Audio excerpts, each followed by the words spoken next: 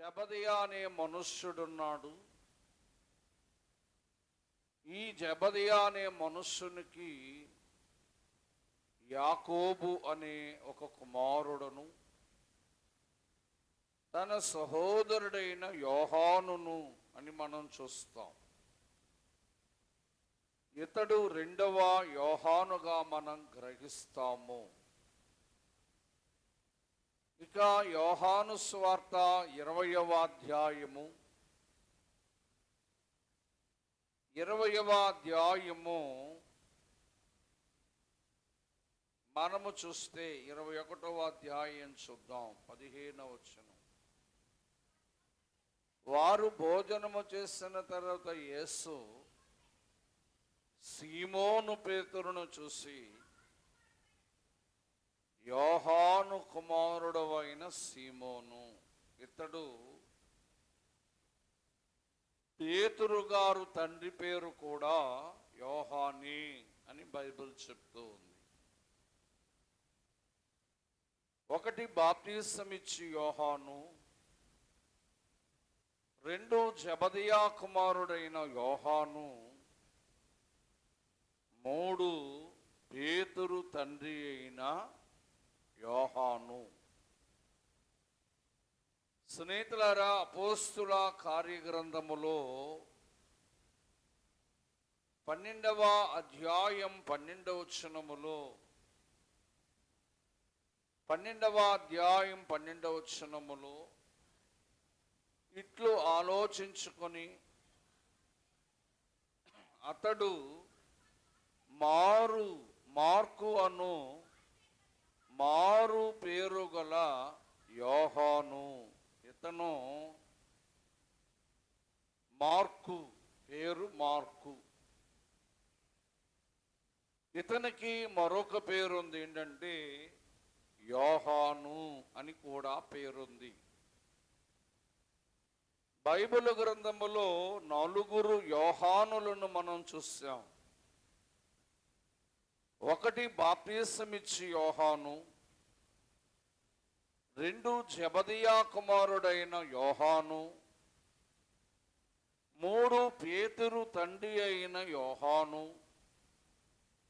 నాలుగు మార్కు అని మారు పేరు గల యోహాను అని చూసాం. ఇందాక చెప్పాను మీకు, యోహాను అనే పేరుకు అర్థం ఏంటంటే యెహోవా దానము అని అర్థం.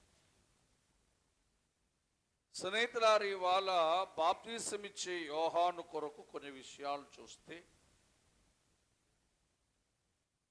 ఈ యోహాను సువార్త లేదా లూకాసు సువార్త 1వ అధ్యాయం 5వ వచనములో బాప్తిసము యొక్క యోహాను యొక్క తల్లిదండ్రులు మనకి కనబడతారు. యూదయ దేశము రాజైన హేరోదు దినములలో అబియా తరగతిలో ఉన్న జకరియా అనే ఒక యాజకుడు ఉండెను. అతని భార్య అహరోను కుమార్తె, ఆమె పేరు ఎలిజబెతు. ఈ జకరియా ఎలిజబెతు అనే వారు ఎవరు అంటే, బాప్తిసము ఇచ్చు యోహాను తల్లిదండ్రులు. వీరు మంచి దైవ సేవలో కొనసాగుచున్నవారు. చాలా వృద్ధాప్యము వచ్చింది, అయినప్పటికీ వారికి పిల్లలు లేని వారుగా ఉన్నారు. జకరియా దేవుని ఆలయములో ధూపం వేస్తూ ఉన్నప్పుడు దేవదూత అతనికి కనబడి అతనితో అన్నది, నీవు నీ భార్యని ఎలిజబెత్ నీకు కుమారుని కొనను, అతనికి యోహాను అని పేరు పెట్టదు అని చెప్పి. చాలా వృద్ధాప్యమందు దేవుడు వారికి ఈ యోహానును బిడ్డగా అనుగ్రహించాడు.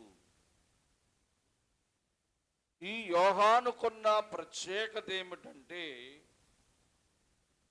మత్తయి సువార్త 3వ అధ్యాయము మొదటి 2 వచనాలు మనం చూస్తే, ఆ దినముల యందు బాప్తిసమిచ్చి యోహాను వచ్చి, పరలోక రాజ్యము సమీపించి ఉన్నది, మారు మనస్సు పొందుడని అరణ్యములో ప్రకటన చేసెను. బాగా వినాలి. బాప్తిసమిచ్చి యోహాను తాను తన తండ్రిదండ్రుల దగ్గర పెరగలేదు. తాను ఎక్కడ పెరిగిన వాడు అంటే అరణ్యములో పెరిగిన వాడు. లోకమునకు వేరేగా ప్రత్యేకించి పెంచబడిన వాడు యోహాను. అరణ్య ప్రదేశములో ఉండి తన బాల్యకాలములోని యూదయ అరణ్యములోనికి వెళ్ళి అరణ్యములో 30 సంవత్సరముల వరకు కూడా అరణ్య ప్రదేశములో తాను నివాసము చేసిన వాడు. ఇక ఈ యోహానుకున్న రెండవ ప్రత్యేకత ఏంటంటే, మత్తయి సువార్త 3వ అధ్యాయము 4వ వచనాన్ని మనం చూస్తే, ఈ యోహాను ఒంటె రోమముల గల వస్త్రమును మొలతటు తోలు దట్టి ధరించుకొనిన వాడు. ఈ యోహాను వస్త్రధారణ ఎలా ఉందంటే, తన మొల చుట్టూ తోలు దట్టి కట్టుకున్నాడు. ఈ తోలు దట్టి ఎవరు కట్టుకునేవారు బైబిల్ గ్రంథములో అంటే, చూడండి, మొదటి 2వ రాజుల గ్రంథము 1వ అధ్యాయము 8వ వచనాన్ని చూస్తే, అందుకు వారు, అతడు గొంగలిని ధరించుకొని తోలు దట్టి కట్టుకున్నవాడు. ఎవరంటే ఇతను ఏలియా. ఏలియా అనే ప్రవక్త కూడా నడుమునకు తోలు దట్టి కట్టుకునేవాడు. దేవుని వాక్యములో మనం చూస్తే, మలాకీ గ్రంథము 4వ అధ్యాయము 5వ వచనములో దేవుడు ఒక మాట చెప్పాడు.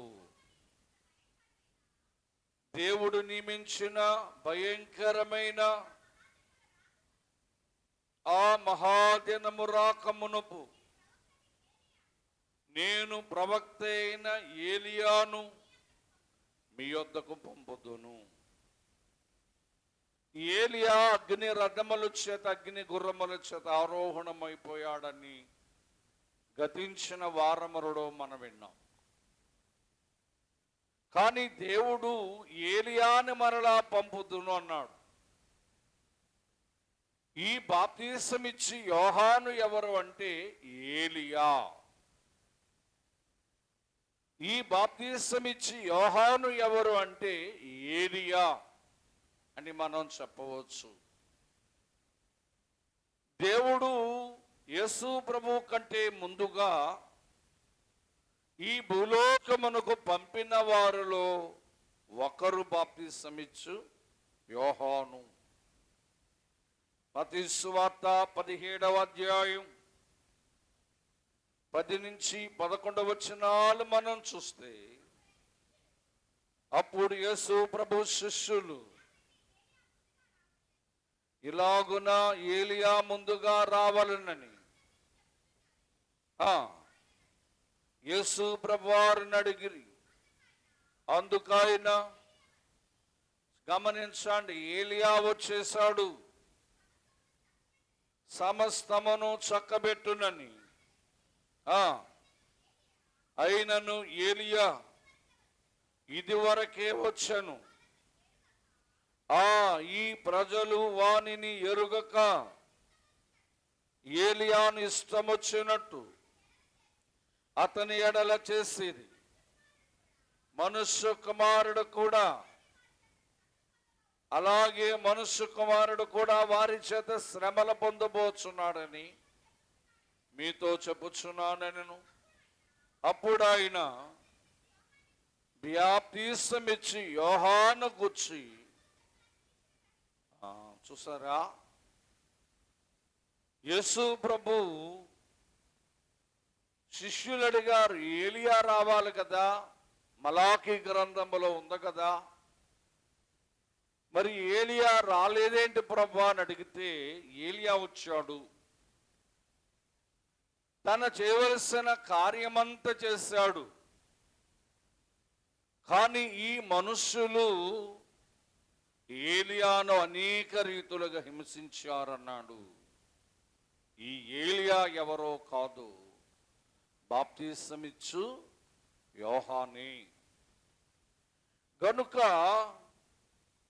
ఈ యోహాను అరణ్య ప్రాంతములుండేవాడు. రెండవదిగా జంతువుల చర్మమును మొలకు చుట్టుకొని వస్త్రధారణ కలిగిన వాడు. చూడండి, అరణ్య ప్రాంతం అనగా ప్రత్యేకమైన జీవితం, లోకములో కలిసే జీవితము కాదు, లోకములో నుంచి ప్రత్యేకింపబడిన వాడు. దేవుని బిడ్డలారా, యోహానును బట్టి మనం నేర్చుకోవలసింది వస్త్రధారణ.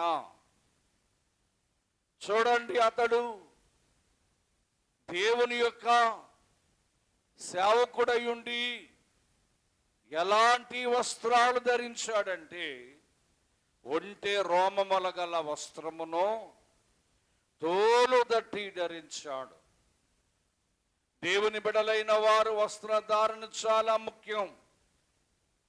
దేవుని బిడ్డలారా, మందిరములోనేమో మంచి వస్త్రాలు ధరించుకుని బయట తాము ఇష్టానుసారమైన లోకానుసారమైన వస్త్రధారణ చేస్తున్నారేమో.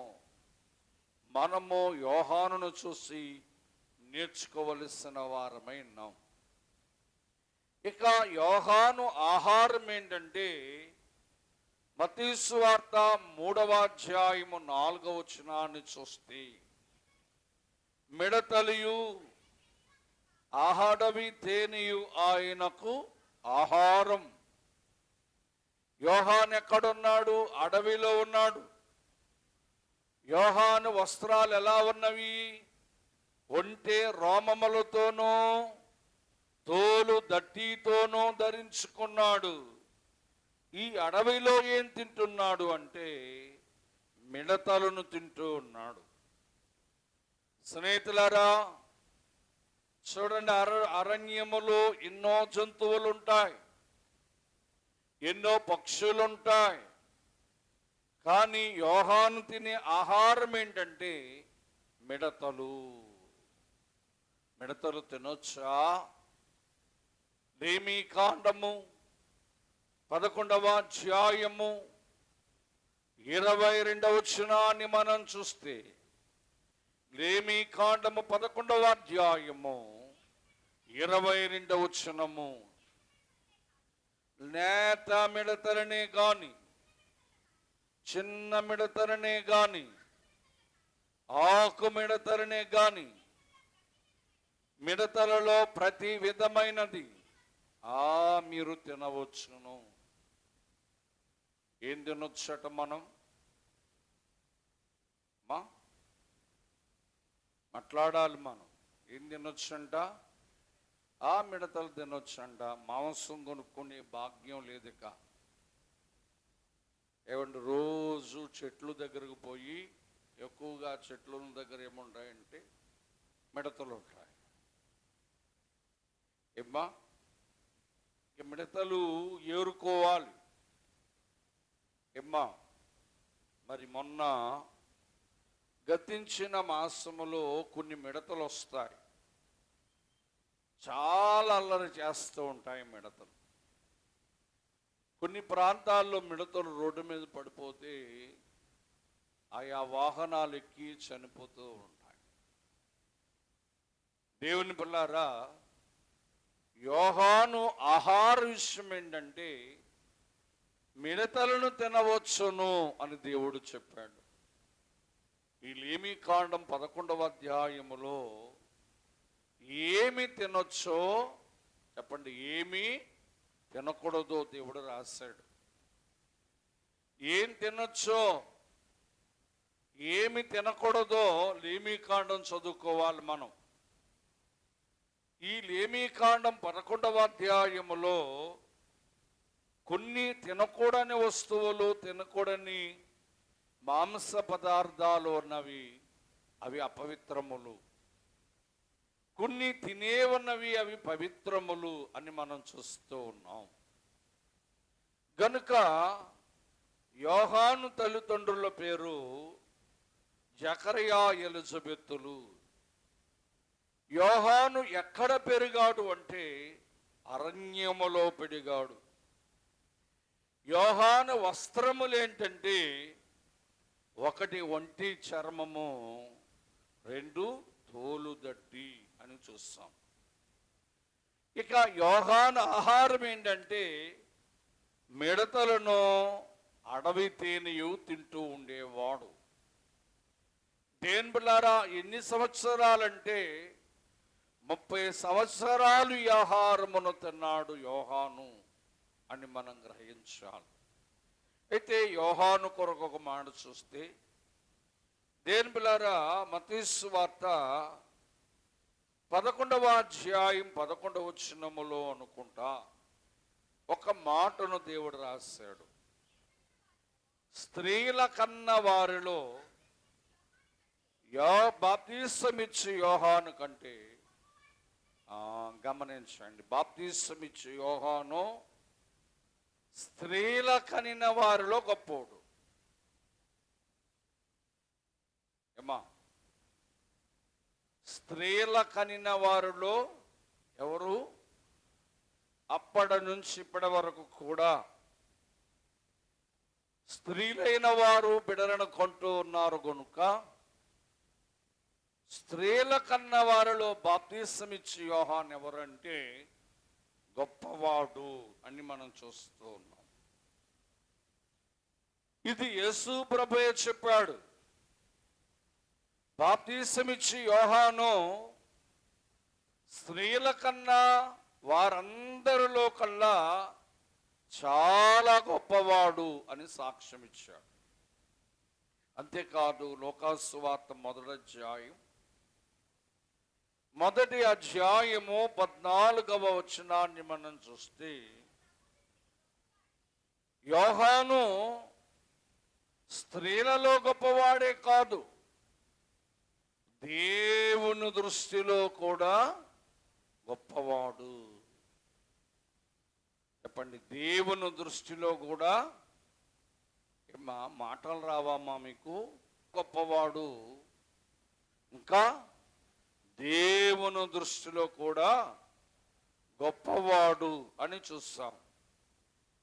మరి ఎందుకు దేవుడు ఇతన్ని గొప్పవాడని చెప్పాడంటే, మొదటగా ఇతడు ఎవరంటే ప్రవచనాపుత్రుడు అని మనం చెప్పాలి. 750 సంవత్సరాల క్రిందట ఇతడు పుట్టుక కొరకు ఒక భక్తుడు ప్రవచించాడు. యెషయా గ్రంథము 40వ అధ్యాయం 3-4 వచనాలు చూద్దాం. యెషయా గ్రంథము 40 అధ్యాయము 3-4 వచనాలు. ఆలకించుడి, అడవిలో ఒకడు ప్రకటించుచున్నాడు. ఎట్లనగా, దేవునికి మార్గము సిద్ధపరచుడి, ఎడారిలో దేవుని రాజ్య మార్గమును సరళము చేయుడి, ప్రతి లోయను ఎత్తు చేయవలెను, అణచివేయవలెను. ఈ ప్రవచనం ఎవరి కొరకంటే బాప్తిసమిచ్చు యోహాను కొరకే ప్రవచనం.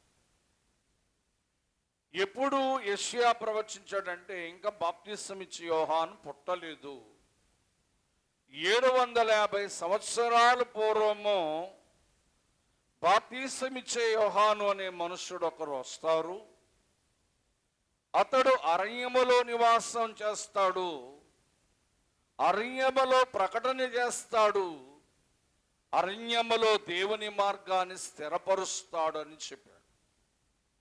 ఈ అధ్యాయమును బట్టి చూస్తే యోహాను సువార్త మొదటి అధ్యాయము 23వ వచనములో అందుకు అతడు ప్రవక్త అయిన యెషయా చెప్పినట్లు ప్రభు త్రోవను సరళము చేయును. దేవుని బిడ్డలారా, బాప్తిసం ఇచ్చి యోహాను ఎందుకు గొప్పవాడు అంటే అతడు ప్రవచన పుత్రుడు. 750 సంవత్సరాల క్రిందట ఏ యోహాను కొరకు యెషయా ప్రవచించాడో ఆ ప్రవచన నెరవేర్పులోనికి వచ్చి అంటున్నాడు, యెషయా నా కొరకు ప్రకటించాడు, ఈ అరణ్యములో దేవుని మార్గాన్ని సిద్ధపరచువాడని నేనే, నా పేరు శబ్దము అన్నాడు. యోహాను అంటున్నాడు, నా పేరు శబ్దము. దేవుని పిల్లరా, వాక్యములో గమనిస్తే దేవుని దృష్టిలోను స్త్రీల కనిని వారిలోను యోహాను ఎందుకు గొప్పవాడు అంటే అతడు ప్రవచనాత్మ పుత్రుడని మనము గ్రహించాలి. 7 సంవత్సరముల పూర్వమే యెషయా ప్రవచించాడు కనుక ప్రవచనాత్మ నెరవేర్చుటకు జన్మించిన వాడు బాప్తిసమిచ్చు యోహాను. ఇక రెండోది ఏంటంటే లోకాసువార్త మొదటి అధ్యాయము 15వ వచనములో మనం చూస్తే లోకాసువార్త మొదటి అధ్యాయము 15వ వచనాన్ని మనం చూద్దాం. దేవుని దృష్టిలో గొప్పవాడే ద్రాక్షారసమైనను మద్యమైనను త్రాగక యోహాను తల్లి గర్భము పుట్టినది మొదలుకొని పరిశుద్ధాత్మతో నిండుకొనినవాడు. మొదటి ఏంటంటే యోహాను కొరకు పాప అని మనం చెప్పొచ్చు. మొదటి ఏంటి అంటే ఇతడు ప్రవచనాత్మ పుత్రుడు. రెండో ఏంటంటే పరిశుద్ధాత్మ చేత నింపబడిన వాడు. యోహాను ఎందుకు గొప్పవాడు అంటే పరిశుద్ధాత్మ చేత నింపబడ్డాడు. తల్లి గర్భమున పుట్టిన మొదలుకొని తాను పరిశుద్ధాత్మ చేత నింపబడ్డాడు కనుక దేవుడు యోహాను అంటున్నాడు, స్త్రీల కనిన వాడిలో యోహాను చాలా గొప్పవాడు అని చెప్పాడు. దేవుని బిడ్డలారా, ఇక మూడోది ఏంటంటే మార్కు రాసిన సువార్త 11వ అధ్యాయము 30 నుంచి 32 వచనాలు చూస్తే మూడవ కనబడుతుంది. ఇక్కడ యోహాను ఇచ్చిన బాప్తిసము పరలోకము నుండి కలిగినది, మనుష్య నుంచి కలిగినది కాక నాకు ఉత్తరమీడని చెప్పాను. అందుకు వారు పరలోకము నుండి కలిగినదని చెప్పిన ఎడల అలాగైతే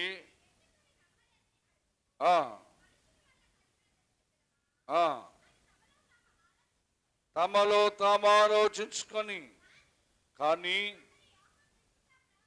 అతడు నిజముగా ప్రవక్త. యోహాను ఎందుకు గొప్పవాడని పిలువబడ్డాడంటే ఒకటి ప్రవచనాత్మ పుత్రుడు. ప్రవచనాత్మకారముగా యెషయా ప్రవచించుడు ద్వారా ఎలిజబెత్ గర్భములో పుట్టినవాడు. ఇక 2, పరిశుద్ధాత్మ చేత జన్మించినవాడు. అతడు జన్మించగానే పరిశుద్ధాత్మ చేత నింపబడిన వాడు బాప్తిసమిచ్చే యోహాను. ఇక 3వది ఏంటంటే ఇతడు ప్రవక్త. దేవుని పిల్లారా, దేవుని వాక్యములో మనుషులంటూ ఉన్నారు యోహాను ప్రవక్త, ఇతడు నిజముగా ప్రవక్త అని చెప్పి యోహాను కొరకు చెబుతున్నారు. యోహాను దేవుని దృష్టిలోను స్త్రీల కనిన వారిలోను ఎందుకు గొప్పవాడు అంటే అతడు ప్రవచించే ప్రవక్త అని మనం చూస్తూ ఉన్నాం. మరి యోహానుకును దేవుని పిల్లారా చూడండి, మలాకీ గ్రంథమునకును మరి మత్తయి సువార్తకు మధ్య ఒక వైట్ పేపర్ ఉంటుంది. ఈ వైట్ పేపర్ అర్థం ఏంటంటే 400 సంవత్సరాలు దేవుడు ఏ ప్రవక్తతోనూ మాట్లాడలేదంట, ఏ భక్తునితోని మాట్లాడలేదంట. అంటే 400 సంవత్సరాలు దేవుడు మౌనంగా ఉండిపోయాడు. మలాకీ గ్రంథము నుంచి మత్తయి సువార్త వరకు 400 సంవత్సరాలని మనం గ్రహించాలి. ఈ 400 సంవత్సరాలు అయిన పిమ్మట దేవుడు ఒక ప్రవక్తను ఈ లోకములో చూపించాడు. అతనే బాప్తిసమిచ్చు యోహాను అని మనం గ్రహించాలి. దేవుని పిల్లారా, ఇక 4వది ఏంటంటే యోహాను సువార్త 1వ అధ్యాయము 33వ వచనాన్ని మనం చూస్తే, నేను ఆయనను ఎరుగదును గాని 33 యోహాను సువార్త 1వ అధ్యాయం 33. దేవుని పిల్లారా, ఇక్కడ వాక్యములో చూస్తే చదవండి ఆ మాటను.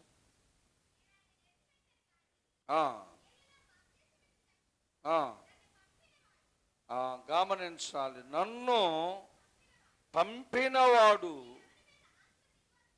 దేవుని పిల్లారా, ఎవరి మీద ఆత్మ దిగవచ్చునో సరే, దేవుని వాక్యములో యోహాను ఎవరు అంటే పంపబడినవాడు. యోహాను ఎవరమ్మా? పంపబడినవాడు. ఎక్కడి నుంచి పంపబడ్డాడు అంటే దేవుని యొద్ద నుంచి పంపబడినవాడు. వాక్యములో మనం చూస్తే ఎందుకు పంపబడ్డాడు అంటే యోహాను సువార్త 5వ అధ్యాయము 35వ వచనాన్ని మనం చూస్తాం. 5వ అధ్యాయం 35వ వచనం. అతడు మండుచు ప్రకాశించుచున్న దీపమై ఉండెను. సరే, యోహాను సువార్త 4వ అధ్యాయము, యోహాను సువార్త 4వ అధ్యాయము.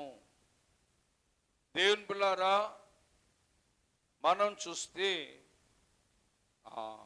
యోహాను సువార్త 1:6 ఏముందంటే అతడు దేవుని యొద్ద నుంచి పంపబడినవాడు. యోహాను ఎక్కడి నుంచి పంపబడ్డాడంట? దేవుని యొద్ద నుంచి పంపబడ్డాడు. ఎందుకు పంపబడ్డాడంటే బాప్తిసమిచ్చుటకు దేవుడు నన్ను పంపాడు అని చెప్పాడు. యోహాను సువార్త 1:33. యోహాను సువార్త 1:33లో దేవుని పిల్లారా, యేసు ప్రభువారు ఇక్కడ మనం ఒక మాట చూస్తున్నాం. యోహాను దేవుని యొద్ద నుంచి పంపబడిన వాడు అనగా ఎందుకు పంపబడ్డాడు అంటే బాప్తిసమిచ్చుటకు పంపబడిన వాడు. దేవుని బిడ్డలారా, యోహాను సువార్త 4:1లో చూస్తే యేసు ప్రభువారంట యోహాను కంటే యేసు ఎక్కువ మంది శిష్యులుగా చేసుకుని వారికి బాప్తీసం ఇచ్చుచు ఉండెను. ఏమ్మా, ఇప్పుడు యోహాను ఎక్కువ మందికి బాప్తీసం ఇచ్చాడా? యేసు ప్రభువారు ఎక్కువ మందికి బాప్తీసం ఇచ్చారా? చెప్పండి అమ్మా. యేసు ప్రభు ఇచ్చాడా? మరి కింద ఓ మాట ఉంది చూడండి, 3వ వచనం. అయితే యేసు బాప్తీసము ఇయ్యలేదు గాని, పైనేమో బాప్తీసం ఇచ్చాడు అని రాశారు, కిందేమో బైబిల్లో ఉన్నాయి, మీకు లేవా? చెప్పండి. పైన ఏముంది? యోహాను కంటే యేసు ఎక్కువ మందికి శిష్యులుగా చేసుకొని వారికి బాప్తీసములు ఇచ్చుచుండుననే సంగతి పరిసయ్యులు విని గమనించాలి. పైన ఏముంది? బాప్తీసం ఇస్తూ ఉన్నాడని ఉంది. మరి కిందేముంది? 3వ వచనంలో ఇయ్యలేదు గాని. ఏమండి, ఎక్కడ పరిసయ్యులు తప్పుగా ఆలోచించుకున్నారు. యేసు ప్రభు చాలా మందికి బాప్తిసం ఇచ్చేశాడు అని ఆలోచించారు. కానీ యేసు ప్రభు వారు బాప్తిసమే లేదు కానీ ఆయన శిష్యులు బాప్తిసం ఇస్తూ ఉన్నారంట. బైబిల్ గ్రంథంలో మనం చూస్తే యోహాను ఎందుకు గొప్పవాడు అంటే దేవుని చేత పంపబడిన వాడు, అందుకే అతడు గొప్పవాడని పేరు పొందుకున్నాడు. ఇక యోహాను ఎందుకు గొప్పవాడు అంటే యోహాను సువార్త 5వ అధ్యాయము 35వ వచనాన్ని మనం చూద్దాం. అతడు మండుచు ప్రకాశించుచున్న దీపమై ఉండెను. లరా, యోహాను ఎలా ఉన్నాడంటే మండుచు ప్రకాశించుచున్న దీపమై ఉన్నాడు. ఎక్కడ మండుతున్నాడు? అరణ్యములో మండుతున్నాడు. దేని పిల్లారా, అరణ్యములో ఒక దీపములా మండుతూ ఉన్నాడు. చూడండి, దేవుని వాక్యములో ఎంతకాలము ఆ మాట చూస్తే అతడు అరణ్యములో మండుచున్న దీపం వలె మండుచున్నాడు. మీరు అతని వెలుగులో నుండి కొంతకాలము, ఎంతకాలం ఆ దీప వెలుగు ఎంతకాలం? కొంతకాలము. యోహాను వయసు 30 సంవత్సరాలు. ఈ 30 సంవత్సరాల అరణ్యములో ఉన్నాడు. అరణ్యములో ఉండి ఎదుగుచ్చు ఆహారముగా మిడతలను తేనెను తింటూ బ్రతుకుచ్చు ఉన్నాడు. దేవుడు అన్నాడు, యోహాను పేరు శబ్దమని దేవుడు పెట్టాడు. ఇప్పుడు యోహాన్ పేరు ఏంటంటే మండుచున్న ప్రకాశించు దీపము అన్నాడు. ఈ దీపం అంట నిత్యము వెలిగే దీపం కాదు, కొంతకాలం మాత్రమే ఉంటాడు యోహాన్. దేని బిల్లారా, 30 సంవత్సరాల 6 నెలలకు ఇతడు చనిపోతూ ఉన్నాడు. బైబిల్ మనకు తెలియచేస్తుంది. లూకాసు వార్తలో యోహాను ఎందుకు గొప్పవాడు అంటే ఇతడు మండుచు ప్రకాశించుచున్న దీపమై ఉన్నాడు గనుక ఇతడు గొప్పవాడు అని దేవుడు చెప్పాడు. ఇక లూకాసు వార్త 3వ అధ్యాయం 3 నుంచి 4 వచనాలు మనం చూద్దాం. లూకాసు వార్త 3. అంతటతడు వచ్చి పాప క్షమాపణ నిమిత్తము మారు మనస్సు నిమిత్తమై బాప్తిసము పొందవలెనని యొర్దాను నది ప్రదేశమంతటిని ప్రకటన చేస్తూ ఉండెను. దేవుని మార్గము స్థిరపరచుడి, ఆయన త్రోవను సరళము చేయుడి. బాప్తిసమిచ్చే యోహాను ఎందుకు గొప్పవాడు అంటే గమనించాలి. మనం వాక్యములో మనం చూస్తాం కదా, మత్తయి సువార్త 3వ అధ్యాయము 2వ వచనములో ఒక మాట చూస్తాం. పరలోక రాజ్యము సమీపించింది, మారు మనస్సు పొందుడి, యోధ అరణ్యములో ప్రకటించొచ్చు కేకలు వేస్తున్నాడంట. దేవుని బిడ్డలారా, యోహాను ఎందుకు గొప్పవాడంటే పాప క్షమాపణ నిమిత్తం మారు మనస్సు పొందండి అని ప్రకటన చేశాడు. పాప క్షమాపణ కొరకు మారు మనస్సు పొందండి అని ప్రకటన చేశాడు. ఇక 3 లూకాసు వార్త 3:7 ఓ మాట అంటున్నాడు, చూద్దామా? 3:7 అతడు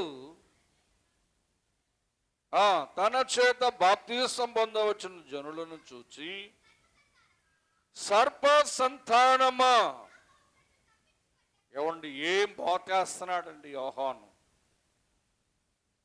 దేని బిళ్ళారా, పాప క్షమాపణ పొందండి, మారు మనస్సు పొందండి, దేవుని రాజ్యములోనికి సిద్ధపడండి అని చెప్పి ఆయన దగ్గరకు వచ్చుచున్న మనుష్యులనంట సర్ప సంతానమా, రాబో దేవుని ఉగ్రత నుంచి నిన్ను తప్పించేవాడెవరు? ఏం బోధ చేస్తున్నాడు? చాలా ఖండితమైన బోధ, చాలా ఖచ్చితమైన బోధ. బుజ్జగించి బోధించేవాడు కాదు యోహాను, ఉన్నది ఉన్నట్టుగా బోధించేవాడు. చూడండి 3:19 ఇతడు రాజునే గద్దిస్తూ ఉన్నాడు. ఏ రోజు చేసిన సకల దుష్కార్యముల నిమిత్తము అతని సహోదరుని భార్య అయిన హేరోదియా నిమిత్తమును యోహాను అతన్ని గద్దించినందుకు. ఏమండి, యోహానికి ఎంత ధైర్యం! యోహాను ఎంత ధైర్యవంతుడు! అందుకే గొప్పవాడని పిలువబడ్డాడు. 1 మారు మనస్సు పొందండి అని ప్రకటించాడు. 2 సర్ప సంతానమాని వారిని గద్దించాడు.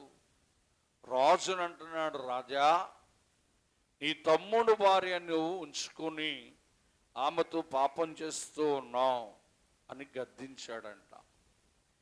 రాజుని గద్దించిన వాడు యోహాను. దేవుని పిల్లారా, అందుకే దేవుడు అంటున్నాడు, దేవుని దృష్టిలోను మనుషుల కనిన వారిలోనూ యోహాను గొప్పవాడు అని సాక్ష్యం ఇచ్చాడు. మీకు మాట చెప్పన, చూడండి, యోహాను ఎక్కడున్నాడు? అరణ్యములో ఉన్నాడు కదా. మరి మత్తయి సువార్త 3వ అధ్యాయము 5వ వచనములో చూడండి, ఆయన అరణ్యములో ప్రకటన చేస్తూ ఉంటే ఆ దినములలో యెరూషలేములోను యూదా దేశములో ఉన్న వారందరూ యొర్దాను నదీ ప్రాంతమునకు వారందరూ యోహాను యుద్ధకొచ్చి, అబ్బా ఊళ్ళో ఉన్నాడా యోహాను? యోహాను దగ్గరికి రావడానికి ఎక్కడున్నాడమ్మా? అరణ్యములో ఉన్నాడంట. ప్రజలు ఆయన మాటలు వినాలని, ఆయన బోధ వినాలని, ఆయన చేత బాప్తిసం పొందాలని ఎక్కడికి వెళ్తున్నారంట? అడవిలో ఉన్న యోహాను దగ్గరకు వెళ్ళిపోతున్నారంట. యెరూషలేములోంచి వెళుతూ ఉన్నారు, యోధా ప్రాంతములోంచి వెళుతూ ఉన్నారు. యొర్దాను నదీ తీరములో నుంచి యేసు మాటల కంటే యోహాను మాటలు వినాలని, యోహాను బోధ వినాలని ప్రజలు వెళుతూ ఉన్నారు. దేవుని ప్రియులారా, కనుక ఆ విషయాన్ని మనం గ్రహించాలి. ఈ యోహాను ఎందుకు గొప్పవాడు అంటే ఒక మంచి సాక్ష్యం ఉంది. అతడు స్త్రీల కన్నా వారిలో కల్లా మిక్కిలి గొప్పవాడు అని చూస్తాం. ఇంకొక మాట చూద్దాం. మత్తయి సువార్త 4వ అధ్యాయము 8 నుంచి 11 వచనాలు మనం చూద్దాం. మత్తయి సువార్త 4:8 నుంచి 11. దేవుని వాక్యములో మనం చూస్తే లూకా సువార్త 4:8 చూద్దండి. అందుకు యేసు, సరే యోహాను తల విషయములో ఒకానొక రోజు హేరోదు జన్మదినం వచ్చింది. హేరోదు జన్మదినం వచ్చినప్పుడు ఒక స్త్రీ నాట్యమాడుతూ ఉంది. ఈ నాట్యమాడుతున్నప్పుడు హేరోదు అన్నాడు, నీకేం కావాలో కోరుకో అంటే ఆ మన్నదంట యోహాను తల కావాలి అని కోరుకుందంట. యోహాను తల కొట్టి పల్లెములో పెట్టి తీసుకురమ్మని కోరుకుందంట. దేవుని కొరకు ప్రాణాన్ని విడిచిన వాడు యోహాను అని మనం చూస్తూ ఉన్నాం. దేవుని బిడ్డలారా, సరే యోహాను స్త్రీల కన్న వారిలో గొప్పవాడని, దేవుని దృష్టిలో కూడా గొప్పవాడని విన్నాం కదా. మరి ఈ గొప్పవాడు ఓ సాక్ష్యం ఇస్తున్నాడు. యోహాను సువార్త 1వ అధ్యాయం 15వ వచనం. యోహాను సువార్త 1వ అధ్యాయము 15వ వచనాన్ని విని ఇక యోహాను ఆయన గూర్చి సాక్ష్యం ఇచ్చచ్చు. ఎవరు గూర్చి సాక్ష్యం చెప్తున్నాడు? యేసు ప్రభు కొరకు యోహాను ఏం చేస్తున్నాడంట? సాక్ష్యం చెప్తున్నాడు. ఏమని చెప్పాడో చూడండి. నా వెనక వస్తున్న వారు నాకంటే గొప్పవాడు. ఏమండి, బాప్తిసం ఇచ్చే యోహాను గొప్పవాడని దేవుడంటే, యోహాను ఏమంటున్నాడంటే నా వెనక వచ్చేవాడు నాకంటే ప్రముఖుడు. ప్రముఖుడు అంటే ఏంటి? నాకంటే నాకంటే యోహాను కంటే గొప్పవాడు ఎవరు? ఇక్కడ యోహాను అంటున్నాడు నా వెనక వచ్చేవాడు నాకంటే ప్రముఖుడు, అయినా గొప్పవాడు. ఆయన నాకంటే ముందు వాడని ఈయనే. దేవుని స్తోత్రం. బాప్తిసం ఇచ్చే యోహాను దేవుడేమో నువ్వు గొప్పవాడివయ్యా అని చెప్తే యోహాను అంటున్నాడు నేనేం గొప్పవాడిని ప్రభువా, నాకంటే నువ్వు చాలా గొప్పవాడు. ఎంత గొప్పవాడంటే చూడండి, 135 దావీదు కీర్తన 5వ వచనములో మాట ఉంది. 130